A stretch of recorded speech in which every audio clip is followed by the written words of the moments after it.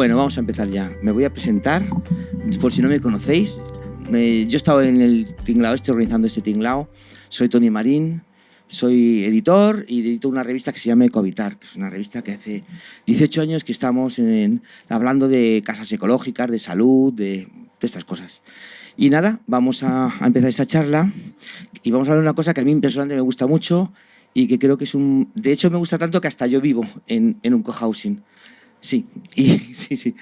Y nada, vamos a hablar de modelos de vivienda colectiva, cohousing y derecho a uso. Y tenemos 3 personas invitadas. Tenemos a Pablo Pachón, que es de Economías Bioregionales. ¿No? Microurbanías, sí, lo tenía que apuntado, perdonadme. Elena Castillo, de Ecosistema Urbano SAT, ¿no? Ecosistema, ¿y por qué pone Ecosistema Urbano SAT? Vale, muy bien. Y luego tenemos a Leo Bensandón, también un buen amigo, de Lógica Eco, que también han desarrollado algunos proyectos de cohousing. Y entonces, bueno, pues si os parece, voy a empezar a hacer preguntas, preguntaremos, debatiremos, y luego el último cuarto de hora, si os parece, a levantar dedos y a hacer preguntas. Ir preparándolas ya, si os parece bien, y vamos un poco al tema. Pues yo, si os parece, quisiera empezar por Elena. Elena, ¿qué es para ti el cohousing? Así va a empezar, ¿no? Ya me han acusado en otra charla que he sido un poco directo, lo siento. Bueno, si te parece bien, voy a empezar hablando de las Carolinas. Sí, por ejemplo. Para explicar un poco la idea que yo vengo a contar de cohousing, que es una de las ideas de cohousing que hay. Bueno, veo algunas caras por aquí conocidas que han escuchado esta historia, pero voy a empezar desde el principio. Vengo de SAT. SAT es una oficina de arquitectura que ha desarrollado un proyecto de cohousing que se llama Las Carolinas, que es la primera promoción de Entre Patios. Entre Patios es una cooperativa formada por muchas personas que ahora está en su tercera promoción de cohousing. Las Carolinas es un grupo formado por 17 familias que decidieron en un momento dado vivir en régimen de derecho de uso, que es este formato de cohousing. Entonces, el derecho de uso es un régimen de vivienda en la que cada persona no es propietaria de la vivienda, sino que es la cooperativa la que es propietaria de todo el edificio y tiene un derecho de uso sobre cada vivienda. ¿Qué más? Bueno, yo creo que para empezar... Perdona, creía que te ibas a alargar más. Es un edificio que está en Madrid. Es un cohousing, ¿no? Hemos dicho. Un cohousing. Vale. Un edificio de cohousing, es un edificio que está en Madrid, tiene unos 3.000 metros cuadrados y realmente lo que diferencia el edificio, aparte de toda la parte medioambiental, que también es como muy exigente, es que fomenta la colaboración y la convivencia entre las personas que viven y de las personas que viven con el barrio en el que se sitúa el edificio. Diría que son las cosas diferenciales. Pues vamos a hacer una cosa, vamos a hacer la pregunta también a Leo, a ver qué piensa él. Leo, ¿qué es un cohousing? Para ti. Bueno, yo soy el que gestiona este proyecto de Entre Patios desde que empezó hace 4 o 5 años. Lo que creo es que sobre todo es una forma alternativa de vivienda, que es una necesidad, sobre todo desde mi punto de vista en las grandes ciudades, para hacer que la vida comunitaria sea sostenible a largo plazo. Tanto para familias jóvenes, como es el caso de Entre Patios, como en el modelo senior, que es una necesidad social de cara a la próxima década, las próximas 2 décadas. No hay una solución en la sociedad para el envejecimiento de la población y para las necesidades de esa parte de la población, que en breve ya va a ser el 25, 30 o 35% de la población. Y las necesidades es mucho más fácil poder satisfacerlas compartiendo. Yo no me puedo permitir un espacio para tener fisioterapia, no me puedo permitir un médico por las mañanas, no me puedo permitir ciertos espacios, ciertos servicios, pero si comparto eso con otras 40, 50 personas, existe un modelo que económicamente es sostenible, que socialmente también lo es por la parte de cocuidados entre las personas y que ecológicamente es una necesidad, porque también al compartir consumimos menos, producimos menos productos porque podemos compartir parte de los productos y también producimos menos espacios nuevos porque al compartir gran parte de esos espacios necesitamos menos de manera individual. Entonces, para mí, en resumen, una necesidad para los próximos años y las próximas décadas. Pablo, si quieres no te hago la misma pregunta de qué es para ti un cohousing, aunque también podemos hablar cuál es tu implicación dentro de este mundo de la covivienda o el cohousing. Bueno, buenas tardes. Bueno, yo vengo contar un poco que vengo de parte de como de dos entidades distintas. Uno es Microurbanía, que estamos, bueno, hacemos un poco el acompañamiento y diseñamos procesos de cohousing un poco desde el principio hasta la parte un poco del diseño, del codiseño final del proyecto, ¿no? Yo soy arquitecto, Microurbanía somos varias arquitectas y bueno, trabajamos un poco desde el principio asesorando a los grupos sobre, bueno, algunos pasos que se tienen que dar que son útiles darse y vamos acompañando todo el proceso, ¿no? Y por otra parte, formo parte de Revive, que es una cooperativa que se está forjando de rehabilitación, que bueno, nos hemos dado cuenta que uno de los problemas para este tipo de proyectos es el suelo y bueno, una de las cuestiones que estamos abordando desde Revive es poder incorporar estos proyectos en rehabilitación, ¿no? Es recuperar algún edificio que esté en desuso, que los hay en Madrid, y poderlo, digamos, utilizar, o que el cohousing sea como un sistema o una herramienta para recuperar esos edificios y que tengan y gestión de ese patrimonio y que siga pudiendo vivir la gente en el centro de las ciudades, ¿no? Y bueno, ¿y cuál es mi implicación en esto? Bueno, nosotros como desde Microurbanía estamos trabajando en algunos proyectos. Uno de ellos yo creo que es muy interesante mencionarlo, que es Cohabita Rivas, que igual lo habéis escuchado, que se ha estado difundiendo bastante por los medios estos últimos meses. Y es, bueno, es una colaboración, un convenio que se ha llegado a acuerdo con el Ayuntamiento de Rivas, con la MV de Rivas, para bueno, acompañar a una serie de personas que estén interesadas en bueno, investigar en este tipo de proyectos. Está enfocado a personas mayores a partir de los 50 años. Entonces, bueno, el ayuntamiento se ha involucrado en el proyecto y forma parte de ese proceso de creando un marco un poco más claro, ¿no? Que hay digamos, muchos proyectos diversos y la gente al principio muchas veces no sabe muy bien qué tipo de proyecto es, entonces el ayuntamiento, digamos, facilita que hay un marco común y digamos, con una colaboración con una serie de técnicos pues podemos acompañar a estas personas interesadas, ¿no? Entonces hay un compromiso de sacar varios suelos al final de todo el proceso. Entonces, bueno, estamos justo inmersos en ese proceso, que es bastante interesante. Leo, vamos a ya cambiar el orden de las preguntas, si nos parece, y las contestaciones. Leo, en los proyectos de cohousing que habéis emprendido, ¿cuáles son los problemas y los problemas que podemos llegar a encontrar para poder llegar a alcanzar el objetivo de crear este cohousing a nivel social, a nivel económico, a nivel humano? ¿Qué es lo que estáis encontrando y qué habéis encontrado? Más que nada para que os sirva quizá a las personas que estéis aquí buscando el cohousing como un poco de idea, pues empezar ya a analizar estas problemáticas que pueden ocurrir. Solo tenemos media hora, ¿no? A ver, es complicado. He dicho antes, es necesario, pero es complicado. Uno de los problemas, Pablo lo ha comentado ahora, que es el tema del suelo, y el suelo yo lo extendería a la parte legislación. Es decir, no hay una legislación clara sobre el tipo de suelo que se puede utilizar para un cohousing senior, si es suelo residencial o suelo dotacional. Bueno, las reglas no están claras y además difieren en cada comunidad autónoma. Entonces, la parte legislativa no ayuda, tampoco la fiscal, que no deja claro pues distintos temas económicos dentro de este tipo de proyectos. Entonces, hay unas partes externas que no lo facilitan, pero con el desarrollo de este tipo de proyectos, poco a poco, también depende de qué tipos de gobierno tengamos, pero poco a poco se irá desarrollando en los próximos años.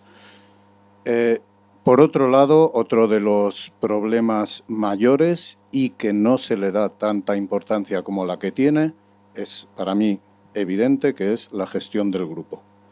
Es decir, los grupos se juntan por una necesidad y empiezan a trabajar, y normalmente empiezan a trabajar a buscar suelo.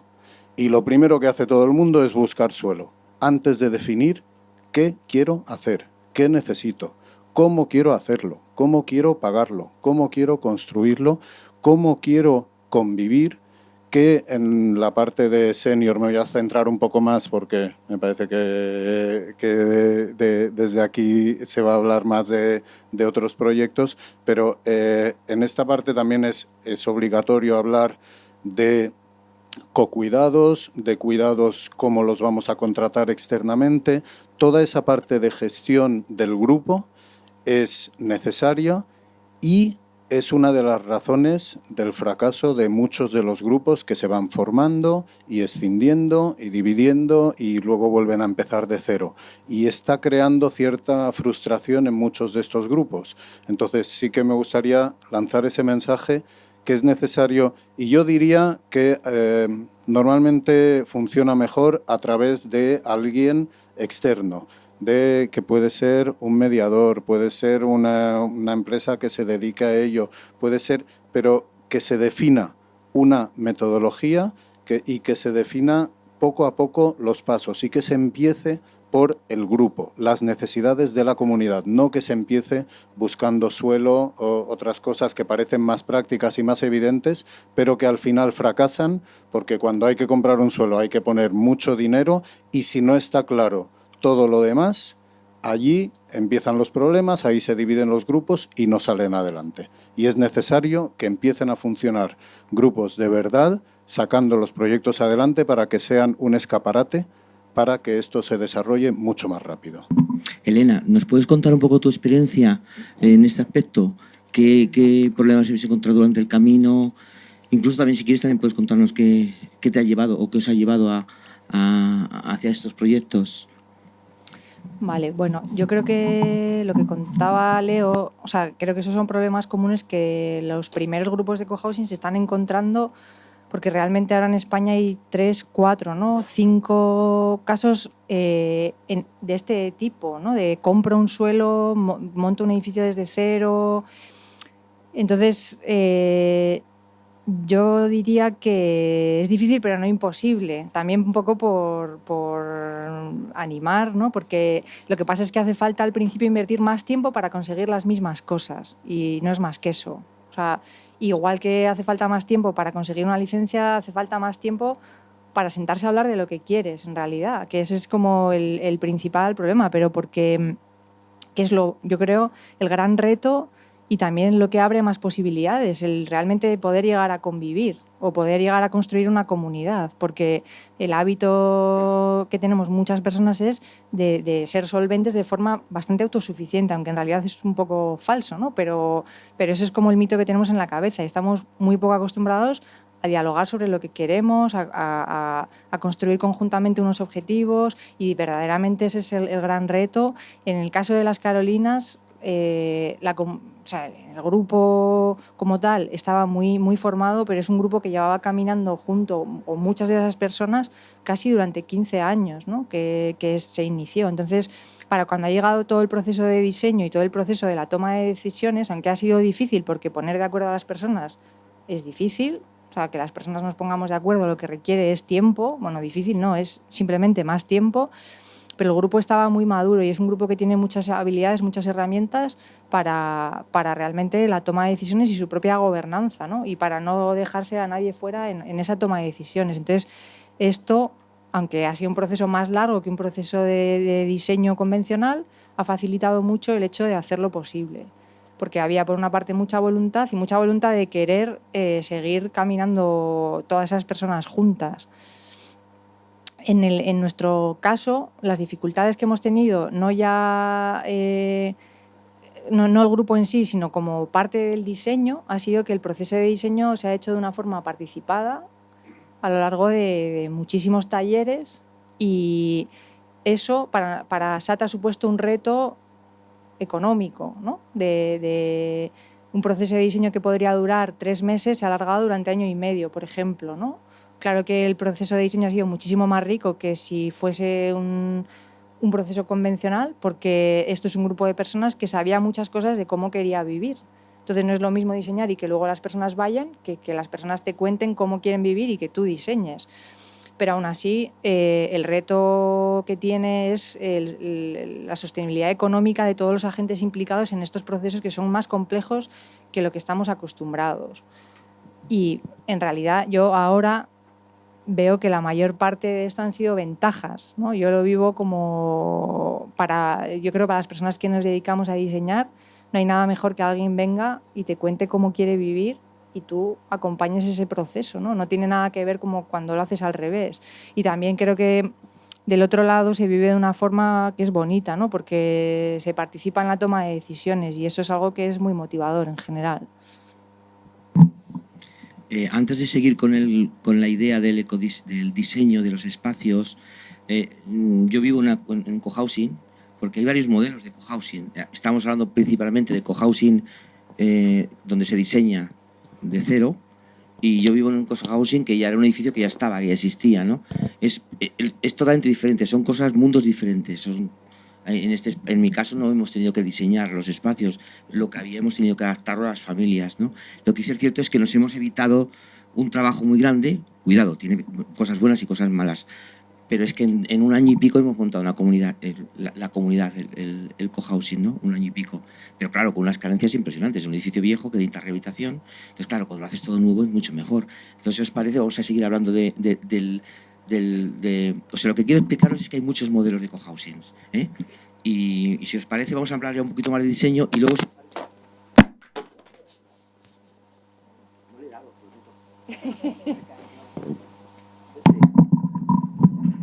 Perdonad la grabación.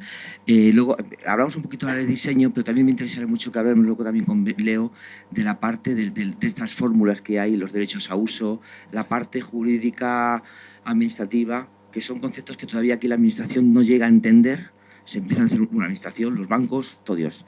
Todavía no saben lo que es eso del derecho a uso y es muy conflicto. Pero si te parece, por favor... Pablo, sigamos hablando un poco del diseño, ¿no? ¿Cómo se empiezan a diseñar los espacios en los cuales la gente tiene que empezar a vivir? Bueno, por seguir un poco en la línea de lo que comentabais, yo creo que lo que se estaba diciendo que es en el cohousing, el tema del proceso en sí ya tiene como muchísimo peso, ¿no? El cuidar esos procesos a mí me parece como una de las cosas más importantes, ¿no? Porque hay que tomar muchísimas decisiones. Yo creo que tiene un potencial enorme que en estos proyectos son las comunidades, son los grupos los que toman todas las decisiones, ¿no? Y eso tiene muchísimas implicaciones. Por un lado, de tiempo y de participación y de implicación, pero también transforma por completo el cómo se desarrollan los procesos inmobiliarios, ¿no? O sea, tomar las decisiones sobre cómo va a ser tu vivienda con un montón de personas, pues bueno, tiene como muchos potenciales. De repente es cambiar la mirada y mirar a largo plazo, ¿no? Normalmente la mirada a lo mejor inmobiliaria es cortoplacista, ¿no? De vender una casa, y sin embargo tener la mirada más larga, pues a mí me parece como que transformar por completo la manera de diseñar y concebir estos proyectos. Entonces, bueno, yo por seguir con el tema del proceso, pues yo creo que desde el punto de vista de la arquitectura y del diseño, pues más de lo mismo, ¿no? Si al final se hace un proceso muy rico y muy complejo en la toma de decisiones y en la construcción grupal, y al final el proyecto de arquitectura bueno, se acaba encargando a un estudio un poco independiente que no tiene ningún vínculo, que no se implica en el proyecto, pues puede adolecer de toda esa riqueza de todo ese proceso, ¿no? Entonces, claro, hay que ir midiendo pues cómo se puede hacer ese proceso para que para que no implique bueno, ese esfuerzo como muy costoso, ¿no? de tiempo y de dedicación. Entonces, bueno, nosotros lo que siempre decimos es que, bueno, que no es siempre imprescindible que haya un equipo técnico que acompañe y tal, pero sí que pensamos que es bastante importante, bastante necesario que se pueda asesorar un poco desde, como decía Leo, desde fuera, y tener ese apoyo y ese acompañamiento continuamente, pues un poco desde de una manera integral, ¿no? De todos los técnicos que participan, ¿no? Y también con la parte de arquitectura. Si te parece, sigamos un poco con la pregunta que Leo que te quería hacer, que era, defínenos un poco los modelos de cohousing ya sé que no son todos, puedes hablar de todos porque hay múltiples, pero los más básicos, ¿qué es eso del derecho a uso? Todos esos términos que usamos dentro del cohousing, ¿no? El por qué un cohousing se supone que es más económico, etcétera, etcétera, ¿no? Bueno, te puedo decir que nosotros llevamos 5 años trabajando pues habremos trabajado con 14, 15 grupos en estos años y es un poco lo que tú acabas de decir. Hay 14 o 15 modelos. En esos grupos, cada grupo es un modelo un poco diferente. No existe un único modelo y eso es parte de la riqueza del cohousing y también es parte de lo que permite que puedas encontrar tu grupo. No todos los grupos valen para todas las personas, no todas las personas buscamos lo mismo, aunque sea en el modelo senior, aunque sea en el modelo intergeneracional, cada persona tiene que encontrar un grupo en el que se sienta cómoda. Dentro de los modelos sí que existe en la parte jurídica, económica, el modelo de derecho de uso lo que permite es que la propiedad se mantenga de manera ilimitada en manos de la cooperativa. Eso lo que hace es permitir la sostenibilidad del proyecto en el tiempo. Si permitimos, a lo mejor no es la buena palabra, pero si un proyecto se desarrolla con propiedad privada de cada una de las personas que va a convivir allí, nadie nos dice que dentro de 4 o 5 años las vidas de las personas cambian, unos tienen que vender, otros se van y alquilan su vivienda y el proyecto se deshace. El proyecto no es sostenible si se basa en la propiedad privada de cada una de las personas. Nosotros sí que vemos esa necesidad de que haya una propiedad comunitaria que luego cada persona tenga el derecho de uso ilimitado en el tiempo, que tiene todas las ventajas, digamos, que puede tener esa propiedad privada, que nadie te va a echar, que nadie te va a subir el alquiler o lo que estás pagando de cuota de derecho de uso, porque tú eres socia de esa cooperativa que decide exactamente cómo se dividen los costes y cómo se pagan las cuotas mensuales. Entonces, ese derecho de uso es necesario para que sea sostenible a largo plazo. Y luego modelos económicos para financiar ese modelo de uso, pues hasta hace pocos años no existían como, bueno, en la banca en España.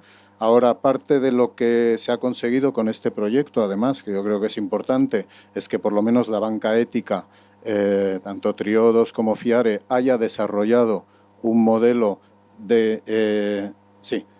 COP57 está metiéndose ahora mismo en este modelo, hasta ahora lo financiaba parcialmente, pero el modelo hipotecario, digamos, de hipoteca a la cooperativa con garantías de todas las personas involucradas en el proyecto, es un nuevo modelo que se ha desarrollado en los últimos años y que ahora mismo es replicable y que está disponible en Triodos, Fiare y COP57. Leo, pero les ha costado.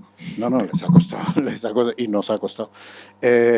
Nos ha costado convencerles de que ese modelo tenía en el fondo más garantías que el modelo de hipoteca frente a una sola familia. Pero claro, los bancos siempre prefieren tener a una familia, una casa que se pueden quedar frente a tener que luchar frente a una cooperativa de 50 viviendas donde puede haber una que esté en problemas temporales.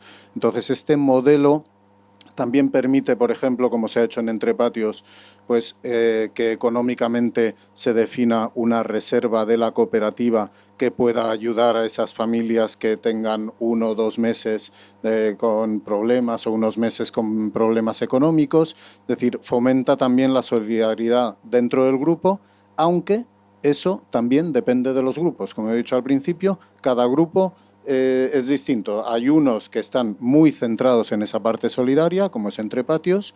Hay otros que prefieren, bueno, un poquito menos y que cada uno se pague lo suyo. Y bueno, sí, al final vamos a tener una hipoteca conjunta, pero menos tiempo, para que luego no haya garantías cruzadas entre las familias. Entonces ahí existen muchos modelos, igual que existen muchos grupos. Yo quiero hacer una pregunta a cualquiera de nuestros tres invitados e invitadas. ¿Por qué un cohousing es más económico? ¿Quién quiere responder? ¿Por qué es más barato? ¿Por qué es más ecológico? ¿Por qué es más humano? ¿Por qué muchas cosas, no? ¿Queréis responder a alguien en concreto?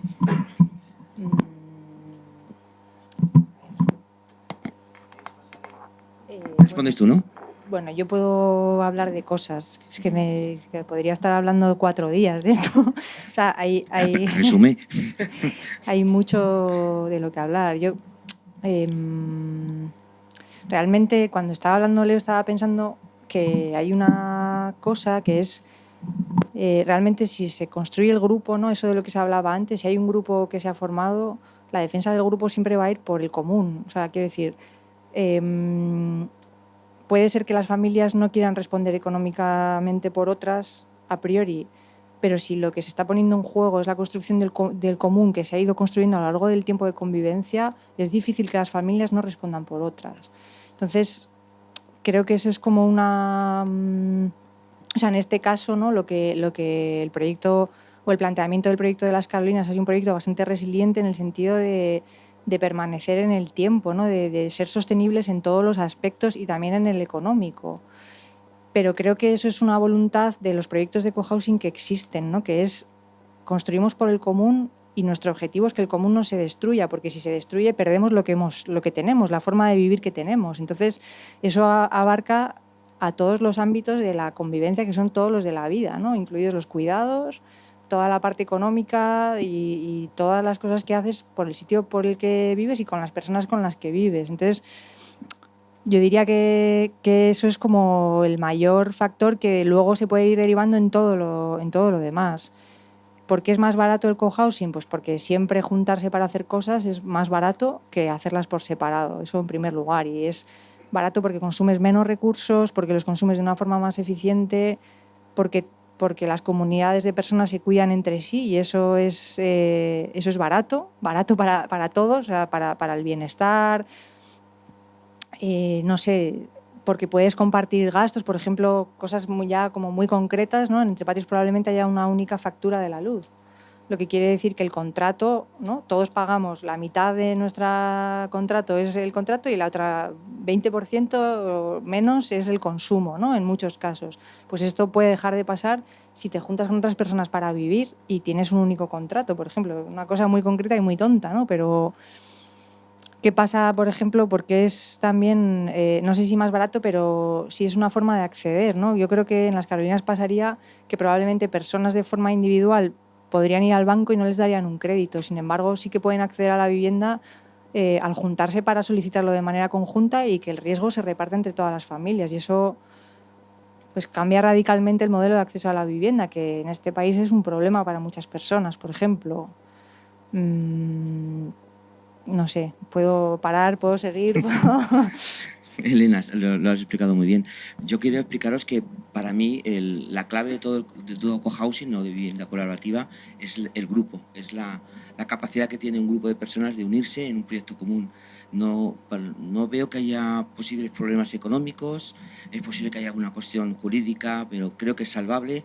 Pero donde está lo gordo para mí es en esa capacidad que tenemos de vivir de una manera individualizada, de una manera egocéntrica, por decirlo de una manera, y empezar a pensar en el procomún, en que para poder crecer yo te necesito a ti. Y esto es un chip un poquito complicado de cambiar. En nuestra comunidad, en nuestra ecoaldea, es donde más estamos trabajando, porque aparte de todo esto trabajamos con una herramienta que se llama sociocracia y es donde más estamos incidiendo. Venimos de una sociedad que nos ha deshumanizado, no sé cómo decirlo, nos ha desocializado, ¿no? Hablamos del yo, entonces no hablamos de nosotros, ¿no? Y ahí es donde más estamos currando y creo que ahí está un poco donde más hay que incidir para mí, ¿eh? No veo que haya muchos problemas económicos, creo que al final salen de alguna manera, no sé cómo, pero saldrán. A la administración yo creo que también podemos llegarle a convencer de alguna manera, luego a lo mejor Leo me dirá que no, pero bueno, pero os digo en serio, ahí está la clave, ¿no? ¿Cómo podemos conseguir? Por eso a mí me parece que tiene que haber equipos de personas profesionales que existen ya que ayudan a estos grupos, ¿eh? Con procesos de gestión de grupos, con procesos de facilitación, etcétera, etcétera. Si os parece, vamos a pasar ya a la fase de preguntas y vamos a, que nos quedan 10 minutitos o así, y por favor levantar la mano quien quiera preguntar algo. Y es que en nuestras reuniones no ha habido tanta gente con ganas de hablar. Yo quería preguntaros el tema de los derechos de cesión, ¿qué forma tiene de transmitirse, ¿no? Estoy pensando en fallecimiento, estoy pensando en ya no quiero seguir. Es un tema así como gordo. Sí, el derecho de uso puede ser hereditario, si así se define. Entonces, dependiendo, lo mismo que he dicho antes, también dependiendo de las cooperativas, eso hay que definirlo en los estatutos. En unas, directamente, el derecho pasa a los herederos. En otras, lo que pasa es un derecho prioritario para ser socio de la cooperativa, pero hay una lista de espera que hay que mantener. Y en la mayoría, sobre todo de los senior, lo que se hace es que eso vuelve a ese apartamento que ha quedado liberado, vuelve a la cooperativa que busca a otra persona para meterse en ese apartamento y todo el dinero de esa gestión pasa a los herederos. Entonces, en cuanto a garantías, yo sé que muchas personas al meterse en un cohousing senior piensan, bueno, yo tenía mi piso y ese piso quiero que sea para mis hijos, para mis hijas, y entonces si ahora me meto en esto, ¿qué va a pasar? No, pues el dinero que metes allí también va a pasar a nuestros hijos porque es algo que es heredable. Entonces, eso es una de las principales razones por las que se usa ese modelo en el cohousing senior. ¿Pasa con la misma cantidad? ¿Pasa con la misma cantidad que se aportó o está tenida en cuenta posibles revalorizaciones o no? Dentro de lo que permite la ley se definen los estatutos. Es decir, en Entrepatios, mira, además mañana hay una asamblea general de Entrepatios donde justo se está debatiendo este tema. Es decir, si alguien sale, la persona que entra dentro de unos años, si alguien sale, se ha limitado la revalorización al IPC acumulado durante esos años porque es un proyecto claramente antiespeculativo. Por tanto, lo que no quiere es que se especule con estas viviendas, sino que varíe como varía la bolsa de la compra, pero no cómo puede variar el coste de la vivienda, que sabemos todos que es claramente especulativo. Entonces, en esta cooperativa se ha limitado. En otras no se limita. Es decir, ese apartamento, ese piso, esa casa vuelve a la cooperativa que encuentra otra persona para ceder ese derecho de uso al coste del mercado y ese coste es el que va a la persona que ha salido de la cooperativa. Vale. Dentro de que hay diferentes tipos de grupos, ¿hay una cantidad que sea la más idónea para formarlos?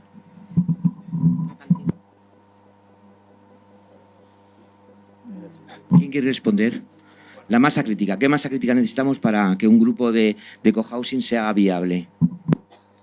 Pablo, le veo con ganas de arrancarse. No, bueno, espera.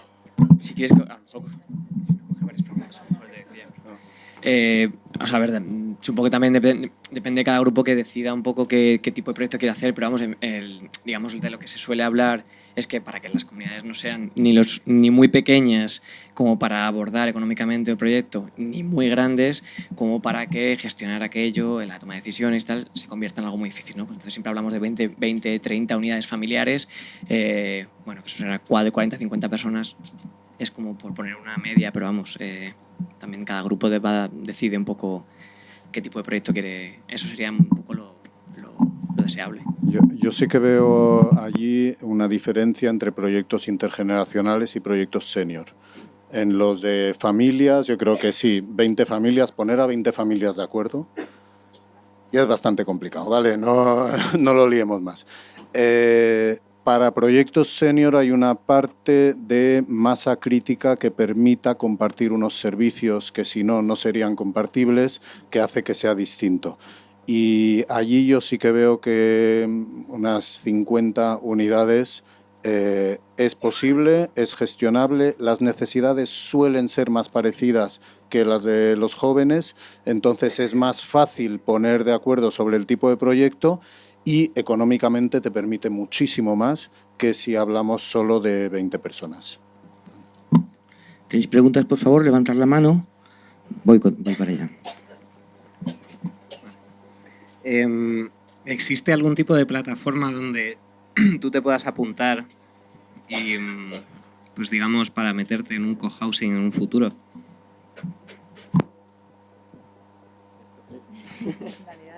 No os peleéis por responder, ¿eh? A ver, nosotros lo que montamos hace 5 años, montamos la iniciativa Cohousing Verde y era parte de nuestra idea. Hacer una plataforma donde la gente se registrase porque estaba interesado en meterse en un cohousing. Tú ponías un poco lo que querías, más o menos dónde querías vivir, más o menos cuánto te querías gastar, qué tipo de comunidad. Intentábamos juntar a la gente para sacar proyectos adelante. No funciona. No funciona. Te digo, por lo menos a nosotros son 4 o 5 años de experiencia donde hemos tenido casi 1.500 personas metidas en la base de datos y hemos intentado esto varias veces. Y así, por lo menos por lo que hemos aprendido, no creemos que funcione. Para que funcione tiene que partir de un grupo que tiene una idea. Que luego ese grupo publicita cuando ya tiene las cosas bastante avanzadas, pues sí, lo hace público para conseguir completar el grupo. Eso sí, pero ya está algo bastante definido, ya están los objetivos de ese grupo están bastante definidos. Entonces, dentro de eso, meterte en un grupo que ya tiene las cosas más o menos claras y que sabes dónde entras para completarlo, funciona, y crear un grupo desde cero con amigos, con amigas, aunque sea 4 o 5 unidades y que luego queráis ser 15 o 20, pero que empecéis a definir las cosas con esa, lo que llamamos el grupo semilla, también funciona. Pero ir uno a uno y vamos a intentar juntar a gente que quiera lo mismo, es muy complicado para proyectos como este. Bueno, no, dale. No os peleéis. Bueno, o sea, esto que dice Leo es muy importante a nivel de que para poner un grupo en marcha hace falta como un grupo motor que tenga una idea más o menos clara de lo que quiere, pero yo para no sé, como para... Hay una persona que ha desarrollado una aplicación en España para juntar a personas que están buscando formas de convivir. Y entonces lo que haces es registrarte y tiene un mapa, entonces te está diciendo cuántas personas tienen esa inquietud cerca de donde tú vives. Y luego hay grupos concretos. En Madrid está el grupo de Entre Patios. Entre Patios es un grupo muy grande formado por muchas personas, algunas de las cuales están en una promoción ya y otras están buscando solares y buscando incluso grupos para hacerse. Es verdad que la filosofía de Entre Patios es una filosofía de cambio del acceso a la vivienda, ¿no? Del modelo. Es un modelo no especulativo que tiene un pilar muy fuerte de convivencia. Los grupos trabajan mucho por construir los grupos, ¿no? Tiene como una serie de características muy concretas, pero es un grupo de personas en Madrid que quiere formar parte del cohousing, que bueno, es una opción, ¿no? Acercarse a Entre Patios es una opción porque hay muchas experiencias bastante diversas dentro del grupo que pueden... A mí se me ocurren estas dos entradas en este sitio, ¿no? En Barcelona está Sostre Civic, Starterra, que es donde, o sea, como que hay grupos, hay grupos, ¿no? Te lo digo ya a nivel práctico, concreto.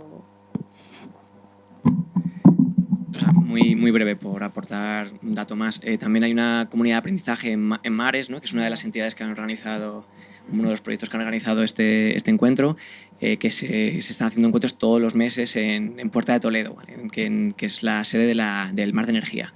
Entonces, ahí está habiendo encuentros todos los meses. El próximo creo que es la semana que viene, que es el 13, creo recordar. Y bueno, viene gente muy diversa que quiere participar en algún proyecto y bueno, os animo a que vayáis si de verdad tenéis ganas. Y bueno, y después también, pues aquí hay ahora mismo veo 4 grupos que conozca así más o menos pequeños, pero que digamos que hablando entre nosotros, al final alguien está en un grupo, conoce a otro grupo, o sea, casi boca a boca también. Ahora, antes de que pase el micrófono a un compañero, a un amigo que está allí para hacer una pregunta y luego a ti, os cuento que en Navarra estamos desarrollando un proyecto que se llama Rehabitar, que consiste en repoblar pueblos abandonados. Está en el modelo es de derecho a uso. Es un proyecto que estamos trabajando con el Gobierno de Navarra, con la Consejería de Medio Ambiente, y es un cohousing, va a ser un cohousing. Ya tenemos un primer grupo piloto de 40 personas, ya estamos a punto de coger el pueblo. Es rural, por supuesto, claro, no es urbano, pero lo quería contar porque es interesante, porque por fin una administración ha dicho, ostras, aquí pasa algo, ¿no? Pues el proyecto se llama Rehabitar. Si ponéis Rehabitar, posiblemente os aparezca, ¿no? Tenéis ahí un poco las ideas, las líneas, ¿no? Ya digo que es rural, totalmente. Empezamos con un proyecto piloto de un pueblo, pero hay 60 pueblos en Navarra abandonados. Yo os quería preguntar un poco por cómo había sido la experiencia de ese diseño participativo, porque me imagino que, bueno, que en el fondo es un formato relativamente nuevo, y cómo lo habéis abordado, con qué metodologías y con qué técnicas, y qué tal vuestra experiencia en ese sentido para hacerlo, cuáles han sido vuestros aprendizajes ahí. Pues hemos aprendido mucho, lo hemos aprendido todo, diría yo, por el camino. Y lo que hemos desarrollado es una metodología que hemos llamado ventanas de participación, donde bueno, hemos limitado un poco aquellas cosas a las que sí se podía acceder a la toma de decisiones y aquellas que no. En este caso concreto ha sido una toma de decisiones bastante amplia, que ha ido como en el proceso de diseño desde las cosas más estratégicas, ¿no? De cómo quieres relacionarte con el espacio común, líneas estratégicas a nivel medioambiental, que en este grupo eran muy importantes, y luego hemos pasado por toda la fase técnica, que ha habido taller a taller, una toma de decisiones sobre un trabajo ya hecho, pero toma de decisiones sobre hasta dónde se quería llegar, ¿no? Con el dinero que se tenía, con todas las exigencias medioambientales que teníamos de partida. Y bueno, te invito a que, si quieres más información de esto, en la página de SAT hemos ido publicando artículos concretos donde explicábamos, es la página de SAT, que es la oficina que ha desarrollado el proyecto. Ahí hemos publicado algunos artículos. Me ha pedido Tony que sea breve, por eso corto. Y vamos a hacer otra pregunta, la última, y ya acabamos. Breve, sí. Es el tema hipotecario. ¿Cómo habéis encajado esto, ¿no? Con Triodos, dice que Triodos Fiare, el tema de avales, sobre todo, ¿no? ¿Partimos de un aval individual para una garantía colectiva, o cómo se gestiona esto? Son avales limitados solidarios de las familias para cubrir el importe total de la hipoteca.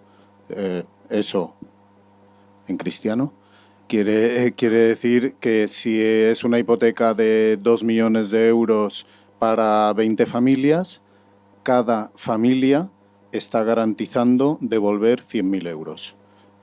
Pero no sus 100.000 euros, sino que cada familia está garantizando hasta un máximo de 100.000 euros para completar entre las 20 familias los 2 millones. Dentro de ese tipo de garantías, si hay un impago, el banco podría ir contra otra de las familias hasta llegar a ese límite. Ahí es donde está la parte solidaria y la parte que nosotros recomendamos cubrir con un fondo de reserva dentro de la cooperativa que permita esa flexibilidad a la cooperativa para autogestionarse, aunque haya alguna familia que no pueda pagar durante unos meses. Y creemos que eso, con la hipoteca a la cooperativa, pues da las garantías al banco, pero también da las garantías a todas las familias de que no van a tener que cubrir por otras de las familias más de lo necesario, más de lo que decidan como de forma solidaria. Pues nada, después de haber aprendido más de cohousing con Pablo, Elena y Leo, y haber adelgazado unos gramitos con este sudor y este calor, os agradezco mucho la asistencia. Cualquier pregunta los pilláis luego por el pasillo, aunque sabéis que a las 8 cerramos, y muchísimas gracias.